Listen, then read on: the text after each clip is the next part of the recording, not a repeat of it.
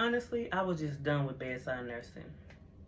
I was in a med-tele specialty. I left due to anxiety, stress, depression, and overall burnout.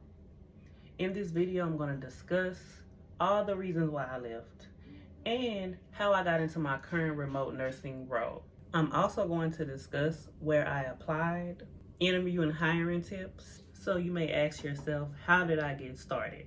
So the first thing I did was update my resume, not just with bedside duties, but with skills that apply to remote nursing roles.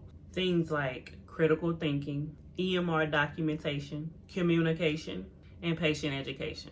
I also joined Facebook nursing groups, searched remote RN on LinkedIn and Indeed Daily, and just Google search remote nursing roles in Texas, or just put in like your area. So that's what I did, and that's how I found my role. Even though I did not have remote nursing experience, that did not matter. What did matter is I had nursing experience and I had the ability to adapt. Here are some of the roles that I applied for: utilization review nurse, clinical review nurse, case management RN, prior authorization nurse. Some of the companies that I applied for: Cigna, Humana, United Healthcare, and Evercore. The interviews were different. They wanted to know how I managed my time well, how I would stay focused working from home, and then how I critically think about patient care. My advice to you if you're going into a remote nursing role interview: practice talking about your bedside experience in a way that reflects the remote nursing role, and make sure your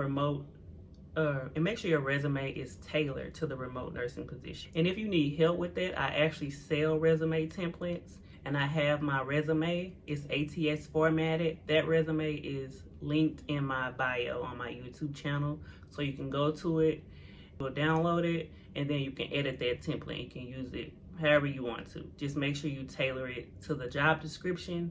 Now today I work as a clinical review nurse for a major insurance company. No more 12-hour shifts, no more back pain, and I get to take breaks in my own kitchen. Yeah, I go cook full-on meals on my breaks. Yeah, I'm that girl.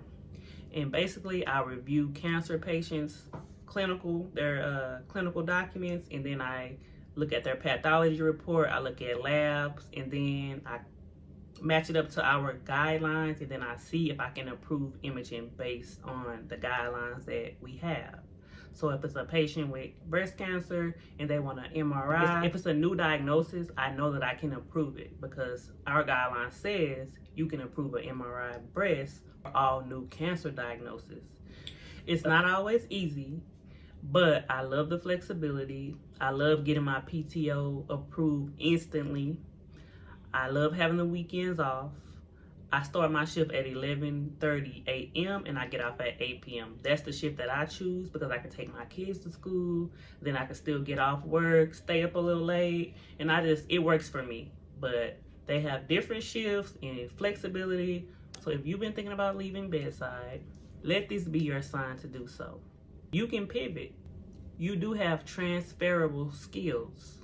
Make sure you subscribe if you want more tips for working remotely, getting a side hustle started, and making money outside of the bedside. And if you want help with your resume, digital income ideas, I have some resources for you. See y'all in the next video. Make sure y'all like, share, and subscribe. Welcome to the channel.